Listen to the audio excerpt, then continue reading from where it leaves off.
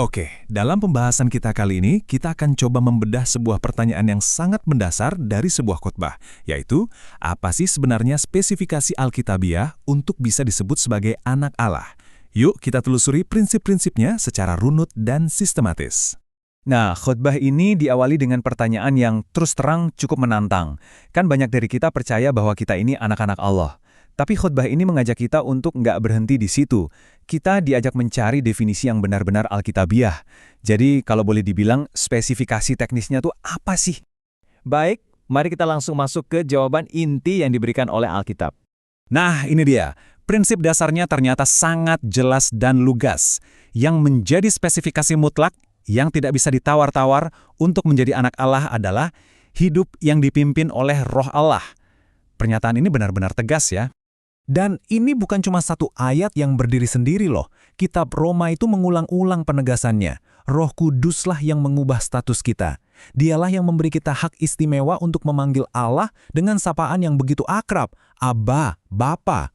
Ini adalah sebuah kesaksian, semacam konfirmasi internal dari Roh Kudus kepada roh kita.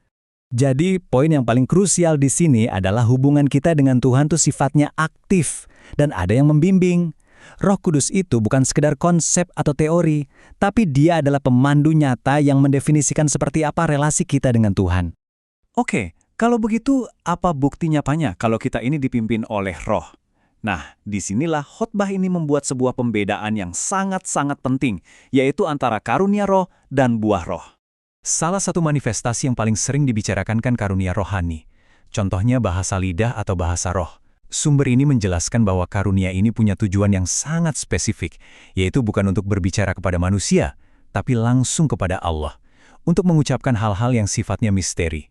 Karunia ini digambarkan sebagai sebuah sarana untuk membangun diri sendiri, jadi semacam jalur komunikasi pribadi dan langsung dengan Tuhan yang tujuannya untuk pertumbuhan rohani orang itu sendiri. Tapi muncul pertanyaan penting, apakah sebuah karunia yang sifatnya sangat pribadi ini adalah bukti terakhir dan tertinggi dari sebuah kehidupan yang sudah diubahkan? Nah, khotbah ini kemudian beralih ke bukti lain yang sifatnya lebih publik dan bisa dibilang tidak terbantahkan. Dan disinilah kita menemukan standar pengujian yang ditetapkan oleh Yesus sendiri. Penilaian akhirnya ternyata bukan dari karunia rohani yang mungkin terlihat spektakuler, tapi dari buah karakter yang muncul secara konsisten. Katanya, dari buahnya lah kamu akan mengenal mereka. Jelas sekali kan? Slide ini menjelaskannya dengan sangat gamblang. Coba kita perhatikan. Karunia roh itu fokusnya lebih ke apa yang bisa Anda lakukan, dan tujuannya untuk membangun diri sendiri. Sementara buah roh itu adalah tentang Anda telah menjadi siapa. Ini adalah bukti karakter sejati Anda, yang hasilnya membangun orang lain dan memuliakan Tuhan. Jadi khotbah ini menekankan bahwa, ya, karunia itu memang diberikan. Tapi buah seperti kasih, sukacita, dan damai sejahtera, itulah indikator sejati dari kondisi rohani kita.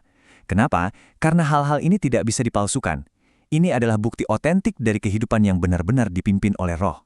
Sekarang, mari kita lihat bagaimana semua konsep ini pada akhirnya membangun ke arah sebuah ujian rohani tertinggi yang dibahas dalam khotbah ini. Konsep yang disebut tribulasi besar ini menjadi pusat dari pandangan khotbah ini tentang masa depan. Ini adalah sebuah masa penderitaan global yang dinubuatkan dengan skala yang belum pernah terjadi sebelumnya dalam sejarah manusia. Nah, berdasarkan penafsiran khotbah ini atas Matius 24, urutan kejadiannya itu sangat spesifik. Orang-orang percaya akan melewati masa siksaan itu, bukan diangkat atau dihindarkan sebelumnya. Coba lihat urutannya. Pertama, siksaan besar terjadi di bumi. Baru setelah itu, muncul tanda-tanda di langit. Lalu kedatangan Kristus, dan barulah umat pilihannya dikumpulkan.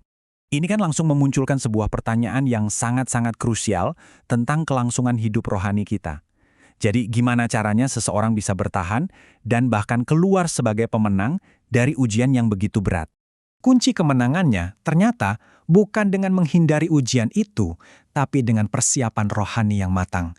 Mereka yang menang adalah orang-orang yang berhasil keluar dari kesusahan besar itu. Kenapa mereka bisa? Karena mereka telah mencuci jubah mereka dan membuatnya putih di dalam darah anak domba. Ini bicara soal pembersihan rohani.